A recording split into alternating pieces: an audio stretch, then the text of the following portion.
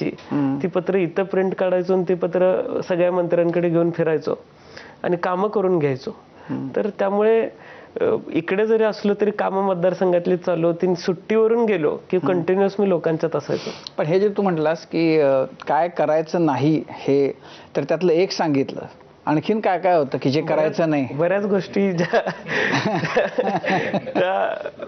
वयात किंवा कॉलेजमध्ये होऊ शकतात. अरे पण असं आहे की ते आतनं कधीतरी मन बंड करत असेल ना की मला हे करायचंय. नाही, मला एक गोष्ट फार सुदैवानं चांगली, सुरुवात लवकर झाल्यामुळे डिस्ट्रॅक्ट व्हायला सुद्धा वेळ मिळाला नाही. म्हणजे मी एखाद्या ठिकाणी मित्रांबरोबर फिरायला जरी जायचं म्हटलं तरी ते कुठं चाललेत ह्याच्यावरून मी जायचं का नाही हे ठरवायचो. जेवायला जरी जायचं म्हटलं तर ते कुठं जातं. शनिवारच्या रात्री इथं थोडंसं कल्चर वेगळं आहे, तर शनिवारच्या रात्री मला तिथं जायला येत नाही म्हणून मी सायकलिंग चालू केलं. मी जुहूपासून मरीन ड्राईव्ह पर्यंत सायकल करायचो 30 किलोमीटर. पहाटे 3ला निघायचो, मी सायकल करायचो, मरीन ड्राईव्हवर एकटाच नाश्ता करायचो आणि पुन्हा 12 वाजेपर्यंत परत यायचो. हे माझं रुटीन मी चालू केलं होतं.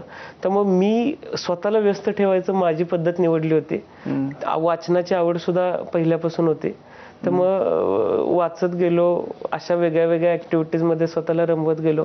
त्यामुळं डिस्ट्रॅक्शनची गरजच कधी वाटली नाही आणि आता ही गरज वाटत नाही, ह्याच्या पुढे तर होणारच नाही.